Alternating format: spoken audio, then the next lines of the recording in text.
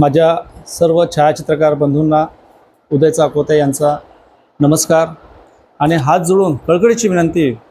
आता उन्हाळा सुरू झाला आहे आणि आपला सीझन जो आहे तो याच महिन्यापासून आपला सीझन सुरू होतो। आपण ज्यावेळेस ऑर्डरला जातो म्हणजे मी सुद्धा त्याच्यामध्ये इन्क्लुडेड आहे। आपले सर्व छायाचित्रकार डोक्याला काही बांधत नाही, डोळ्याला गॉगल नसतो आणि आपण धावपळ करतो। अशा याच्यात जर समजा आपण आजारी पडलो तर आपल्याला माहिती आहे आपलं खूप मोठं नुकसान होऊ शकतं।